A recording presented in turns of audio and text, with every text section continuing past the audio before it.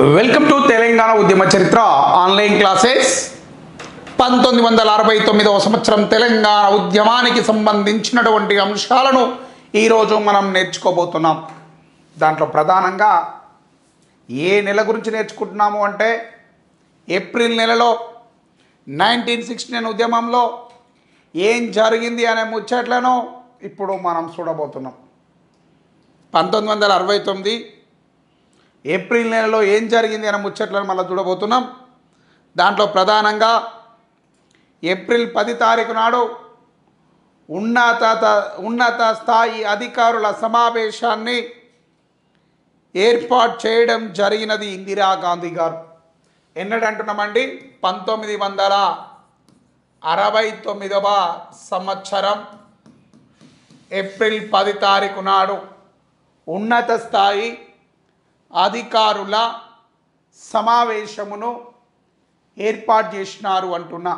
దేన్ని ఏర్పాటు చేసినారు అంటున్నా? ఉన్నత స్థాయి అధికారుల సమావేశమును ఏర్పాటు చేయడం జరిగినది అంటున్నా. ఓసారి ఏం మీటింగ్ పెట్టారు? ఉన్నత స్థాయి అధికారుల సమావేశమును ఏర్పాటు చేశారు. మరికి ఉన్నత స్థాయి అధికారుల సమావేశంలో ఇందిరాగాంధీ గారు అధ్యక్షత వహించినారు అని చెప్తున్నా. ఈ సమావేశానికి ఎవరు అధ్యక్షత వహించినారు అంటే మా ఇందిరాగాంధీ గారు అధ్యక్షత వహించడం జరిగినది అంటున్నా. మరి ఈ సమావేశంలోనే ఏం నిర్ణయం తీసుకున్నారు అంటే ఈ సమావేశ సందర్భంగా తెలంగాణ ఉద్యమాన్ని తగ్గుముఖం పట్టించడం కోసం ఇందిరాగాంధీ ఆంధ్ర తెలంగాణ నాయకులతోటి సంప్రదింపులు జరిపి తెలంగాణ సమస్యల పరిష్కారం కోసం తెలంగాణ రాష్ట్ర ఏర్పాటు సాధ్య అసాధ్యాలను పరిశీలించి తెలంగాణ ప్రాంతం ముమ్మాటికి వెనకబాటుకు గురైనటువంటి ప్రాంతం, ఈ ప్రాంత అభివృద్ధి కొరకై మేము కొన్ని నిర్ణయాలు తీసుకుంటున్నాం. ఆ నిర్ణయాల ఫలితమే 1969వ సంవత్సరం ఏప్రిల్ 11 తారీఖు నాడు భారత ప్రధానమంత్రి ఇందిరాగాంధీ గారు అష్ట సూత్రాల ప్రకటన చేయడం జరిగినది అని చెప్తానా. ఏం చేసింది అంటున్నామండి? అష్ట సూత్రాల ప్రకటన చేసినది.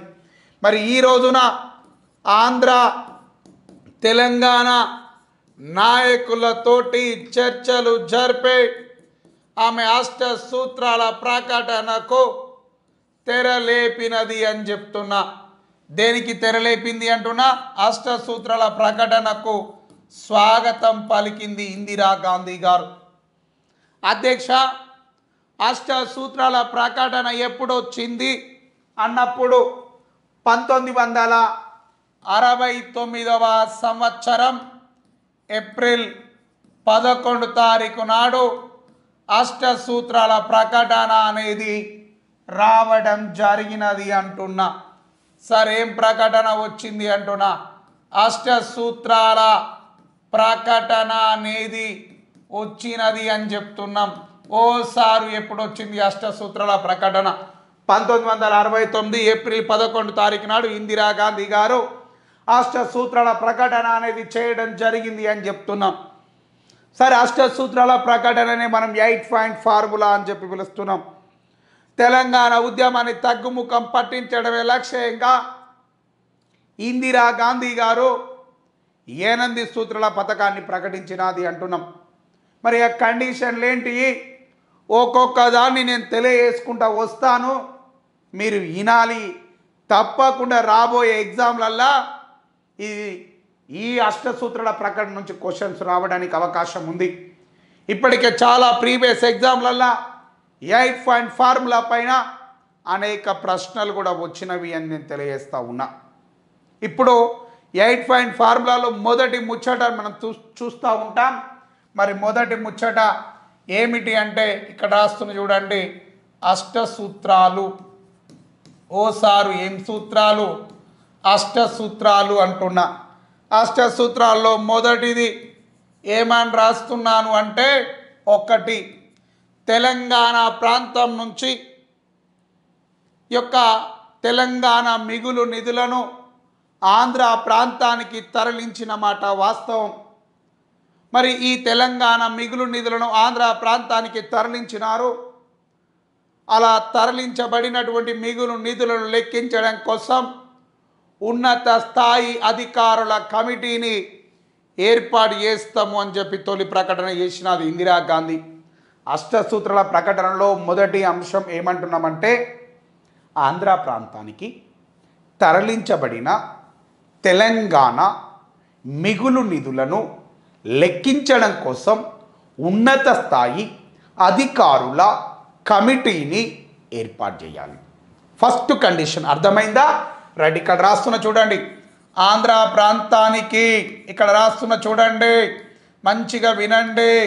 ఆంధ్ర ప్రాంతానికి తరలించబడిన, వింటున్నారా? ఆంధ్ర ప్రాంతానికి తరలించబడిన తెలంగాణ మిగులు నిధులను లెక్కించడం కోసం, తెలంగాణ మిగులు నిధులను, తెలంగాణ మిగులు నిధులను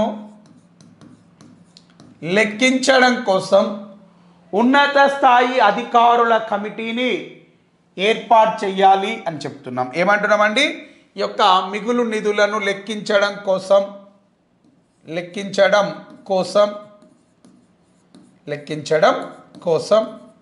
ఏం చేద్దామంటున్నామండి? ఈ యొక్క ఉన్నత స్థాయి అధికారుల కమిటీని ఏర్పాటు చేయాలి. ఉన్నత స్థాయి అధికారుల కమిటీని ఏర్పాటు చేయాలి అని చెప్తున్నాం. సార్ ఏం ఏర్పాటు చేయాలి? ఉన్నత స్థాయి అధికారుల కమిటీని ఇక్కడ ఏర్పాటు చేయాలి అని చెప్పినాం. ఇది కండిషన్ నంబర్ 1. ఓకే, మరి ఉన్నత స్థాయి అధికారుల కమిటీని ఎట్లా ఏర్పాటు చేయాలి, మరి ఆ కమిటీ నిర్మాణం ఏ విధంగా ఉండాలి అని చెప్పి మనం చూస్తాం. మరి ఉన్నత స్థాయి అధికారుల కమిటీ యొక్క నిర్మాణం ఏ విధంగా ఉంటుంది ఇప్పుడు చూపిస్తాను. మరి ఈ కమిటీ నిర్మాణం ఎలా ఉంటుంది అనే అంశాలను కూడా మనం చూస్తున్నాం. అరే సారు ఉన్నత స్థాయి అధికారుల కమిటీని ఏర్పాటు చేయాలని చెప్పిండు కదా, చెప్పినప్పుడు ఈ కమిటీ నిర్మాణంలో చైర్మన్ ఎవరు ఉండాలి, అధ్యక్షుడు ఎవరు ఉండాలి తెలవాలి కదా. అధ్యక్షుడిగా సుప్రీంకోర్టు జడ్జు లేదా రిటైర్డ్ జడ్జి అనేవాడు దీనికి అధ్యక్షుడిగా ఉండాలి అని చెప్తున్నాం. ఏమంటున్నామండి? ఈ కమిటీకి అధ్యక్షుడిగా ఎవరు ఉండాలి అన్నప్పుడు ఆయన సుప్రీంకోర్టు జడ్జి అయి ఉండాలి అని చెప్తున్నాం.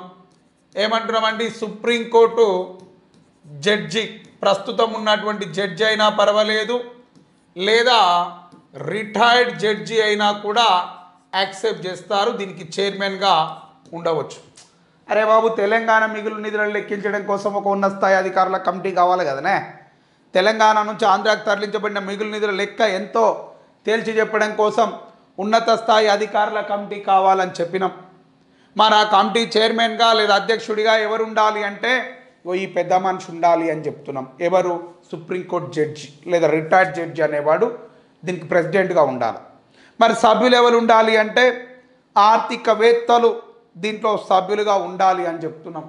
సార్ ఏమంటున్నాం సార్? దీంట్లో సభ్యులుగా ఎవరు ఉండాలి అంటున్నామంటే, దీని యొక్క సభ్యులు ఎవరై ఉండాలి అంటే ఆర్థికవేత్తలు దీంట్లో సభ్యులుగా ఉండాలి. ఏమంటున్నాం సార్? ఆర్థికవేత్తలు దీంట్లో సభ్యులుగా ఉండాలి. అంటే ఈ యొక్క CAG members, controller and audit general ఉంటారు కదా, ఆ కాగ్ మెంబర్స్ దీంట్లో సభ్యులుగా ఉండాలి అని చెప్పి నేను తెలియజేస్తూ ఉన్నాం. ఇకపోతే నెక్స్ట్ నేను ఏమంటున్నాము అంటే, ఈ కాగ్ మెంబర్స్ దీంట్లో సభ్యులుగా ఉన్నారు.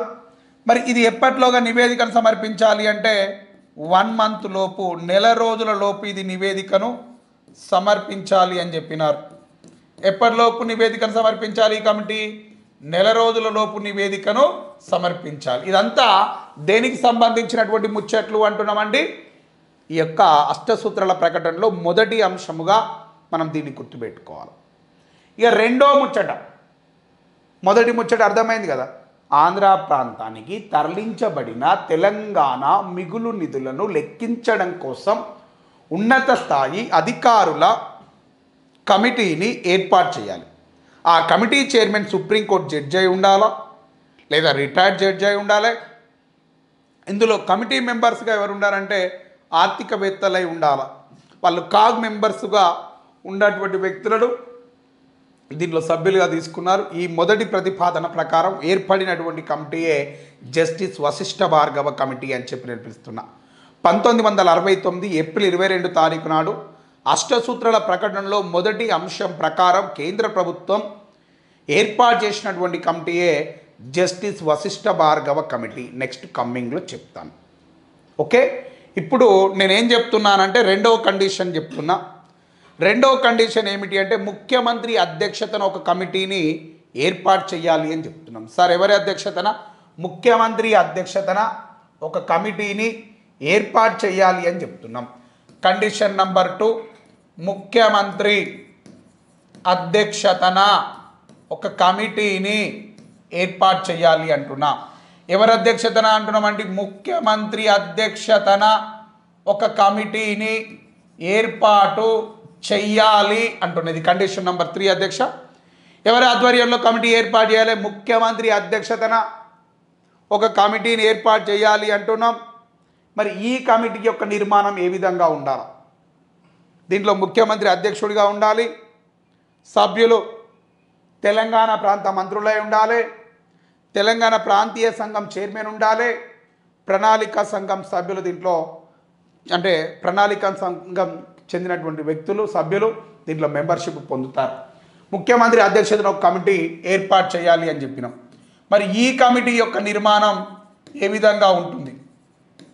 ఈ కమిటీ యొక్క నిర్మాణం ఎలా ఉంటుంది అన్నప్పుడు చూడండి.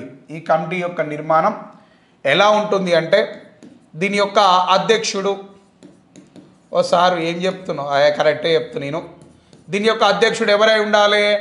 ముఖ్యమంత్రి అయి ఉండాలి. ఓకేనా? సీఎం, దేనికి సీఎం అయి ఉండాలి? ఆంధ్రప్రదేశ్ రాష్ట్ర ముఖ్యమంత్రి దీంట్లో అధ్యక్షుడిగా ఉంటారు. మరి ఇంకా ఏమంటున్నాము అంటే దీంట్లో సభ్యులుగా ఎవరుంటారు అంటే ప్రణాళికా సంఘం సభ్యులు. ఫస్ట్ ఇంకేమంటున్నామంటే దీంట్లో సభ్యులుగా ఎవరిని తీసుకుంటున్నామంటే తెలంగాణ ప్రాంతానికి చెందినటువంటి మంత్రులు దీంట్లో సభ్యులుగా ఉంటారు. ఎవరంటామండి? తెలంగాణ ప్రాంత మంత్రులు దీంట్లో సభ్యులుగా ఉంటారు. మరి అదేవిధంగా టీఆర్సీ చైర్మన్ తెలుసు కదా మీకు, ఎవరంటున్నామండి? TRC chairman, Telangana regional committee. ఏమంటున్నాం సార్? తెలంగాణ రీజనల్ కమిటీ అని చెప్పి పిలుస్తున్నాం. ఆ టీఆర్సీ చైర్మన్ దీంట్లో సభ్యులుగా ఉంటారు అని చెప్తున్నా. సార్ ఎవరు సార్ దీంట్లో సభ్యులుగా ఉండేది? TRC chairman. ఇక రెండో ముచ్చట నేనేం చెప్తున్నాను అంటే ఈ యొక్క ప్రణాళికా సంఘం సభ్యులు ఇంకెవరు అంటున్నామండి? ప్రణాళికా సంఘం. రైట్, మంచిగా రాయండి సార్. ప్రణాళికా సంఘం సభ్యులు దీంట్లో చైర్మన్గా ఉంటారు అని చెప్తున్నాం. ఏమంటున్నాం సార్? ప్రణాళికా సంఘం సభ్యులు దీంట్లో సభ్యులుగా ఉంటారు. సారీ, చైర్మన్ అన్నట్టున్నాను. ప్రణాళికా సంఘం సభ్యులు దీంట్లో సభ్యులుగా ఉంటారు. చూడండి, అష్టసూత్రాల ప్రకటనలో రెండో ముచ్చట ముఖ్యమంత్రి అధ్యక్షతన ఒక కమిటీని ఏర్పాటు చేయాలి. మరి ఈ కమిటీ యొక్క చైర్మన్గా ముఖ్యమంత్రి గారు ఉంటారు. దీంట్లో సభ్యులుగా తెలంగాణ మంత్రులు ఉంటారు, టీఆర్సీ చైర్మన్ ఉంటాడు, ప్రణాళికా సంఘం సభ్యులు కూడా దీంట్లో సభ్యులుగా ఉండొచ్చు. మరి ఇది దేనికోసం ఏర్పాటు చేస్తున్నాం ఈ కమిటీని? తెలంగాణ అభివృద్ధికి, ఏమంటున్నా, తెలంగాణ అభివృద్ధికి ప్రణాళికలను రూపొందించడం కోసమే దీన్ని ఎందుకు ఏర్పాటు చేస్తున్నాం అన్నప్పుడు తెలంగాణ అభివృద్ధికి, ఏమంటున్నా, తెలంగాణ అభివృద్ధికి ప్రణాళికలను రూపొందించడం కోసం ఏమంటున్నాం సార్? తెలంగాణ అభివృద్ధికి ప్రణాళికలు రూపొందించడం కొరకై ఈ కమిటీని ఏర్పాటు చేస్తున్నాం. తెలంగాణ అభివృద్ధికి ప్రణాళికలను రూపొందించడం కొరకే ఈ కమిటీని ఏర్పాటు చేయడం జరుగుతుంది. మరి ఈ కమిటీ యొక్క విధులు ఏమిటి, ఈ కమిటీ నిర్వర్తించాల్సినటువంటి విధులు ఏమిటి? ఓకేనా, ఈ కమిటీకి సంబంధించినటువంటి విధులు. కండిషన్ నెంబర్ 2, ముఖ్యమంత్రి అధ్యక్షతన కమిటీ ఏర్పడుతుంది. ఈ కమిటీ యొక్క విధులు ఏమిటి? తెలంగాణ అభివృద్ధి కొరకై ఇదేం చేయాలి అంటే రాష్ట్ర ప్రభుత్వానికి సూచనలు చేయాలి. రైట్, అర్థమవుతుందా? తెలంగాణ అభివృద్ధి కొరకై ఏం రాస్తున్నా సార్? తెలంగాణ అభివృద్ధి కోసం రాష్ట్ర ప్రభుత్వానికి ఇది సూచనలు చేయాలి. ఎవరికి సూచనలు చేయాలి? రాష్ట్ర ప్రభుత్వానికి సూచనలు చెయ్యాలి అంటున్నా. రాష్ట్ర ప్రభుత్వానికి సలహాలు ఇవ్వాలి. ఇది మొదటిది, అంటే దాని యొక్క డ్యూటీ ఆఫ్, ఓకేనా, ఫండమెంటల్ డ్యూటీ దాన్ని. నెక్స్ట్ ఇంకేమంటున్నాము అంటే తెలంగాణ అభివృద్ధి లక్ష్యాలను నిర్వహణను సమీక్షించాలి. రెండో ముచ్చట ఏమంటున్నామంటే తెలంగాణ అభివృద్ధి లక్ష్యాలను ఇది సమీక్షించాలి. అసలు తెలంగాణ అభివృద్ధి జరుగుతుందా లేదా అనే అంశాలను ఇది పర్యవేక్షించాలి. తెలంగాణ అభివృద్ధి మరి దాని యొక్క లక్ష్యాలు నెరవేరుతున్నాయా లేదా అనే అంశాలను ఇది పర్యవేక్షణ చేయాలి. ఎవరు పర్యవేక్షణ చేయాలి అని చెప్తున్నా? ఈ యొక్క సీఎం ఆధ్వర్యంలో ఏర్పాటైనటువంటి కమిటీ వీటిని పర్యవేక్షణ చేస్తుంది. ఓకేనా. పంచవర్ష ప్రణాళికలలో తెలంగాణ అభివృద్ధి కొరకై సూచించాలా. రైట్, ఇంకా ఏమంటున్నామంటే తెలంగాణ పంచవర్ష ప్రణాళికలను రూపొందిస్తారు కదా. వేటిని రూపొందిస్తారు అంటున్న? పంచవర్ష ప్రణాళికలు రూపొందించేటప్పుడు తెలంగాణ అభివృద్ధి అంశం దాంట్లో చర్చకు రావాలా. తెలంగాణ అభివృద్ధి గురించి దాంట్లో సూచన చేయాలి. దేని గురించి సూచన చేయాలి అంటున్నామండి? తెలంగాణ అభివృద్ధి గురించి దీంట్లో సూచన చేయాలి అని చెప్పి మాట్లాడుతున్నాం. ఇది కండిషన్ నెంబర్ 2లో భాగంగా. మొదటిదేమో వశిష్ఠ భార్గవ్ కమిటీ, రెండవదేమో ముఖ్యమంత్రి ఆధ్వర్యంలో ఒక కమిటీని ఏర్పాటు చేయాలి. ఓకే. ఇకపోతే ఆ కమిటీ ఏం చేస్తుందంటే తెలంగాణ అభివృద్ధి కోసం రాష్ట్ర ప్రభుత్వానికి సూచనలు ఇస్తుంది, తెలంగాణ అభివృద్ధి లక్ష్యాలను పర్యవేక్షణ చేస్తుంది, పంచవర్ష ప్రణాళికలను రూపొందించేటప్పుడు తెలంగాణ అభివృద్ధి కోసం సూచనలు ఇస్తుంది. ఓకేనా. ఈ రెండు పాయింట్లు వచ్చినాయి అష్టసూత్రాల్లో. ఇంకెన్ని కావాలో? 6 పాయింట్లు రావాలి. మూడో ముచ్చట ఏమిటి అంటే ప్రణాళికా సంఘం సలహాదారుని అధ్యక్షతన ఒక కమిటీని ఏర్పాటు చేయాలి. కండిషన్ నెంబర్ 3 అష్టసూత్రాల ప్రకటనలో కండిషన్ నెంబర్ 3 అధ్యక్ష, అష్టసూత్రాల ప్రకటనలో కండిషన్ నెంబర్ 3 గురించి మనం మాట్లాడుతున్నాం. ఏమంటున్నామంటే ప్రణాళికా సంఘం సలహాదారుని అధ్యక్షతన ఏం సార్? ప్రణాళికా సంఘం సలహాదారుడి అధ్యక్షతన ఒక కమిటీని ఏర్పాటు చేయాలి. ఎవరి అధ్యక్షతన కమిటీ ఏర్పాటు చేయాలి? ప్రణాళికా సంఘం సలహాదారుని అధ్యక్షతన కమిటీని ఏర్పాటు చేయాలి అని చెప్పి మాట్లాడుతూ ఉన్నాం. మరి ఈ కమిటీలో అధ్యక్షుడిగా ఎవరుంటారు? ప్రణాళికా సంఘం సలహాదారుడు ఈ కమిటీ యొక్క అధ్యక్షుడిగా ఉంటాడు. కమిటీ నిర్మాణాన్ని చూస్తున్నాం సార్. ఏం చూస్తున్నాం సార్? ఇప్పుడు కమిటీ నిర్మాణంను మనం చూస్తున్నాం. దీని యొక్క అధ్యక్షుడు ఎవరుంటారు అంటే ఎవరిని అధ్యక్షతన అని చెప్పినాము? ప్రణాళికా సంఘం సలహాదారుడు. ఓకే, ప్రణాళికా సంఘం సలహాదారుడు దీనికి అధ్యక్షుడిగా ఉంటాడు. క్లియర్ అయింది. మరి సభ్యులుగా ఎవరుంటారు? ఈ యొక్క కమిటీ సభ్యులుగా ఎవరుంటారు అంటే రైట్, ఒకటి ఈ యొక్క కేంద్ర హోంశాఖ ఆర్థిక శాఖ ప్రతినిధులు. ఏంటండి? కేంద్ర హోంశాఖ లేదా ఆర్థిక శాఖ ప్రతినిధులు.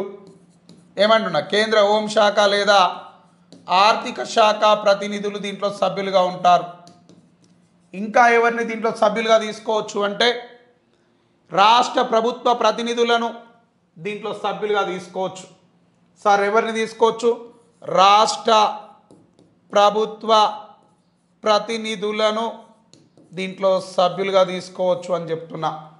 రాష్ట్ర ప్రభుత్వ ప్రతినిధులను దీంట్లో సభ్యులుగా తీసుకుంటాము అని చెప్తున్నాం. సార్ ఎవరిని దీంట్లో సభ్యులుగా తీసుకుంటాము అని చెప్తున్నా? రాష్ట్ర ప్రభుత్వ ప్రతినిధులను, కేంద్ర హోంశాఖ, ఆర్థిక శాఖ ప్రతినిధులను దీంట్లో సభ్యులుగా తీసుకుంటారు. మరి దీని యొక్క అధ్యక్షుడిగా ప్రణాళికా సంఘం సలహాదారుడు వస్తాడు.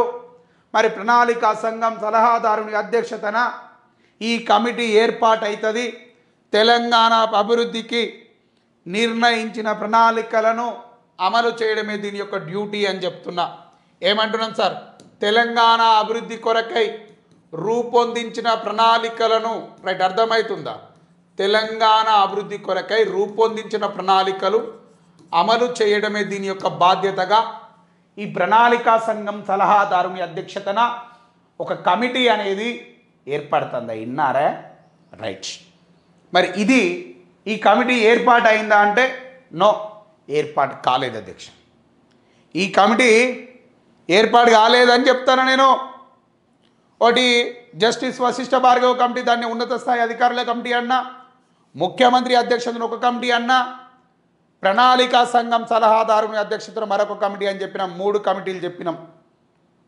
మరొకటి UPSC, union public service commission అధ్యక్షుడు లేదా యూపీఎస్సి బోర్డు మెంబర్ ఆధ్వర్యంలో ఓ కమిటీని ఏర్పాటు చేయాల. 4వ పాయింట్ చెప్తున్నాను. ఏం సారు అంటే UPSC, union public service commission chairman లేదా బోర్డు మెంబర్ అధ్యక్షతన యూపీఎస్సి చైర్మన్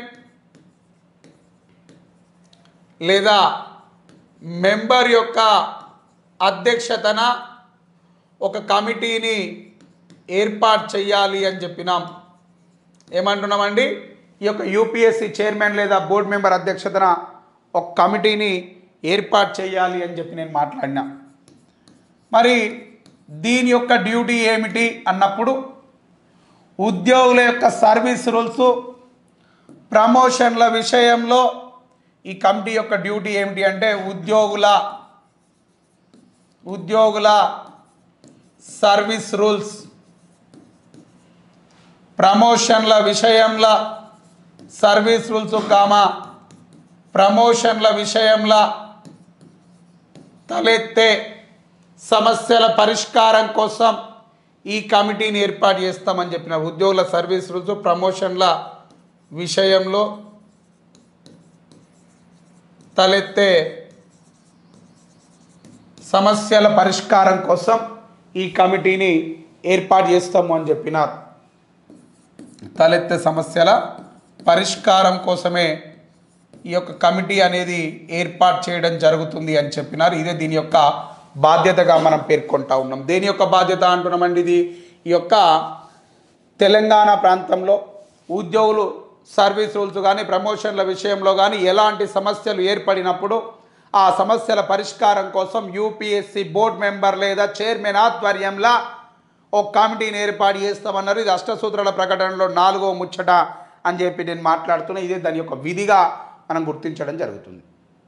తెలంగాణ రాష్ట్ర అభివృద్ధి, తెలంగాణ ప్రాంత అభివృద్ధిని కాంక్షిస్తూ ఈ యొక్క తెలంగాణ ప్రాంత సమస్యల పరిష్కారం కోసం ప్రధానమంత్రి గారు సంవత్సరానికి 2 సార్లు ముఖ్యమంత్రితోటి మరియు ఇప్పటిదాకా చెప్పినటువంటి కమిటీలు యూపీఎస్సి కానీ, ప్రణాళిక సంఘం కానీ, ఈ యొక్క ముఖ్యమంత్రి అధ్యక్షతను ఏర్పడినటువంటి కమిటీలతో కానీ సంవత్సరానికి 2 సార్లు అంటే 6 నెలలకు ఒకసారి సమీక్ష సమావేశాలను నిర్వహించాలి అని చెప్పి నేను మాట్లాడుతున్నాం.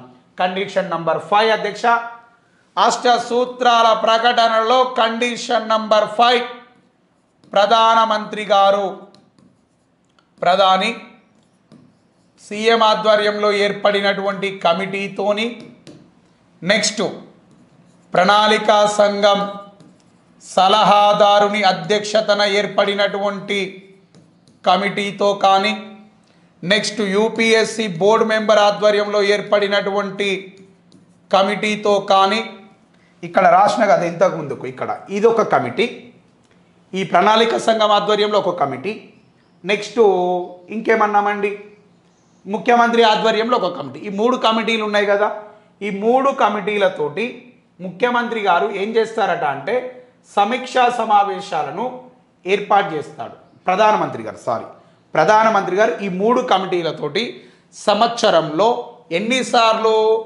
2 సార్లు, సంవత్సరంలో 2 సార్లు సమీక్షా సమావేశాలు నిర్వహిస్తాడు అని చెప్తున్నాం. ఏం నిర్వహిస్తాడు అంటున్నామండి? సమీక్షా సమావేశాలు నిర్వహించాలి అని చెప్తున్నాం. సమీక్షా సమావేశాలు నిర్వహిస్తాడు. సంవత్సరానికి ఎన్నిసార్లు? 2 సార్లు సమీక్షా సమావేశాలు నిర్వహిస్తాడు. అంటే 6 నెలలకు ఒక్కసారి. ఎన్ని నెలలకు ఒక్కసారి అంటున్నామండి? 6 నెలలకు ఒకసారి ఈ మీటింగ్ అనేది నిర్వహించడం జరుగుతుంది అంటున్నాం. ఎన్ని నెలలకు ఒక్కసారి అంటున్నామండి? 6 నెలలకు ఒక్కసారి ఈ మీటింగ్ను నిర్వహించడం జరుగుతుంది అని చెప్తున్నాం. అర్థమైందా అధ్యక్ష? ఎన్ని నెలలకు ఒకసారి మీటింగ్ పెడతాం? 6 నెలలకు ఒకసారి. సంవత్సరంలో ఎన్నిసార్లు మీటింగ్ పెడతాడు? 2 సార్లు. ఎందుకోసం ప్రధానమంత్రి గారు ఈ మీటింగ్ పెడుతున్నారు అని నేను అడుగుతాను. అడిగితే తెలంగాణ అభివృద్ధి కొరకై ఈ మీటింగ్ ఎందుకు కొరకు కండక్ట్ చేస్తున్నాడు అంటే తెలంగాణ అభివృద్ధి కొరకై. ఎందుకొరకు అంటున్నా? తెలంగాణ అభివృద్ధి కొరకై. ఏమంటున్నామండి? తెలంగాణ అభివృద్ధి కొరకై. ఇంకొక ముచ్చట ఏమంటున్నామంటే తెలంగాణ సమస్యల పరిష్కారం కోసం ఈ మీటింగ్ అనేది కండక్ట్ చేస్తాము అని చెప్పినాడు. ఏమన్నాడంటే తెలంగాణ అభివృద్ధి కొరకై, తెలంగాణ సమస్యల పరిష్కారం కొరకై సంవత్సరానికి 2 సార్లు ఈయన మీటింగ్ను కండక్ట్ చేస్తాను అని చెప్పి మాట్లాడినాడు అని చెప్తున్నాం. సార్ ఎవరైనా మాట్లాడిన వాళ్ళు? మా యొక్క ప్రధానమంత్రి గారు ఇట్లా మాట్లాడతారు అని చెప్పి అష్టసూత్రాల ప్రకటనలో 5వ అంశంగా మనం భావిస్తూ ఉన్నాం. 6వ అంశం ఏమిటి అంటే తెలంగాణ ప్రాంతం నుంచి ఆంధ్ర ప్రాంతానికి తెలంగాణ మిగులు నిధులు తరలించబడ్డాయి. మరి అలా తరలించబడిన కోల్పోయిన తెలంగాణ మిగులు నిధులను సమకూర్చాలి. ఇది 6వ పాయింట్. తెలంగాణ బిడ్డలను ఉద్దేశించి ఇందిరాగాంధీ గారు 6వ కండిషన్ కూడా చెప్పినది. ఏమిటి అంటే కోల్పోయిన 6వ కండిషన్, కోల్పోయిన తెలంగాణ మిగులు నిధులు సమకూర్చాలి. అర్థమవుతుందా? కోల్పోయిన తెలంగాణ మిగులు నిధులను సమకూర్చాలి, తిరిగి సమకూర్చాలి అని చెప్తున్నాం. అరే బాబు, తెలంగాణ మిగులు నిధులను ఆంధ్ర ప్రాంతాన్ని తరలించబడిన మిగులు నిధులను తిరిగి తెలంగాణ ప్రాంతానికి తీసుకొచ్చి అప్పగించాలి అనేది అష్టసూత్రాల ప్రకటనలో 8వ ముచ్చట అని చెప్పి నేను మాట్లాడుతున్నాం. ఇక పోతే తెలంగాణ ప్రాంతీయ సంఘానికి ఎక్కువ అధికారాలను ఇవ్వాలి అని చెప్పినారు. Condition number 7. కండిషన్ నంబర్ 7 అధ్యక్ష ఏమని చెప్పినారు అంటే ఇక్కడ కండిషన్ నంబర్ 7 తెలంగాణ ప్రాంతీయ సంఘమునకు ఎక్కువ అధికారాలు ఇవ్వాలి అని చెప్పినారు. తెలంగాణ ప్రాంతీయ కమిటీ ఉంది కదా అధ్యక్ష, ఆ తెలంగాణ ప్రాంతీయ సంఘమునకు ఎక్కువ అధికారాలను కల్పించాలి అని చెప్పినారు. ఇది అష్టసూత్రాల ప్రకటనలో పథకంలో 7వ కండిషన్. ఏమంటున్నామని టీఆర్సీకి ఎక్కువ అధికారాలు ఇవ్వాలి అని చెప్పి మాట్లాడినారు అని చెప్తున్నాం. ఓకేనా?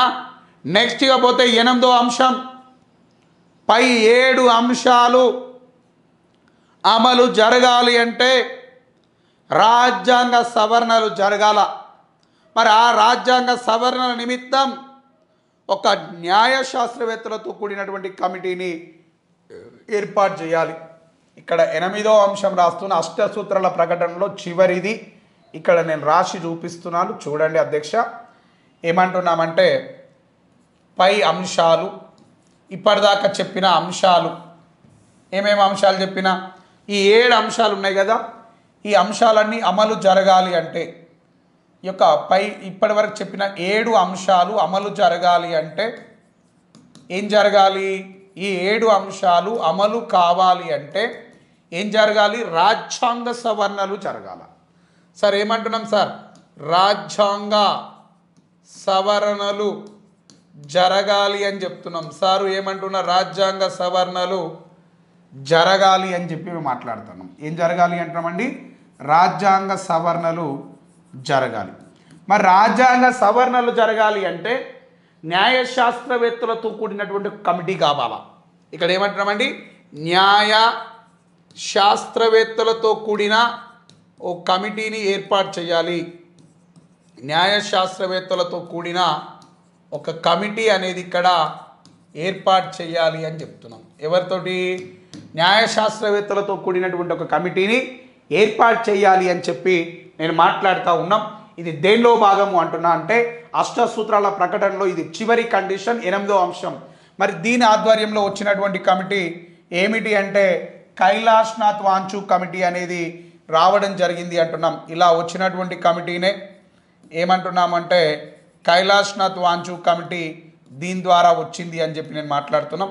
మరి కైలాష్నాథ్ వాంచు కమిటీ ఎప్పుడు వచ్చింది అంటే 1969 ఏప్రిల్ 19 తారీఖు నాడు రాజ్యాంగ సవరణ నిమిత్తం ఒక కమిటీ ఏర్పాటైంది. దాన్నే అష్టసూత్రాల ప్రకటనలో భాగంగా 8వ అంశంలో భాగంగా వచ్చినటువంటి కమిటీ కైలాష్నాథ్ వాంచు కమిటీ. అష్టసూత్రాల ప్రకటనలో భాగంగా కేంద్ర ప్రభుత్వం 2 కమిటీలు ఏర్పాటు చేసింది. తెలంగాణ మిగులు నిధులను లెక్కించడం కోసం ఒక కమిటీ వచ్చింది. దాని పేరే ఏమంటున్నామంటే వశిష్ఠ భార్గవ కమిటీ అని చెప్తున్నాం. రాజ్యాంగ సవరణ నిమిత్తం మరొక కమిటీ వచ్చింది అంటున్నాం.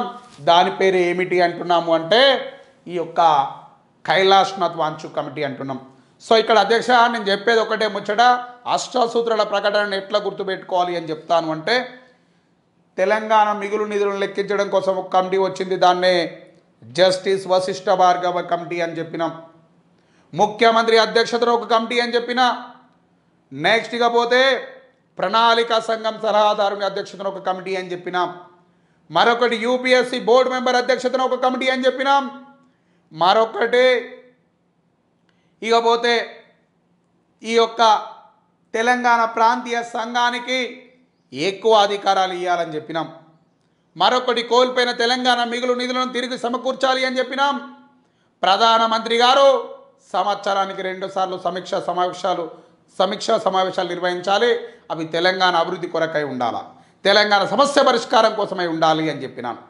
ఇకపోతే ఈ అంశాలన్నీ అమలు జరగాలంటే రాజ్యాంగ సవరణలు జరగాలి.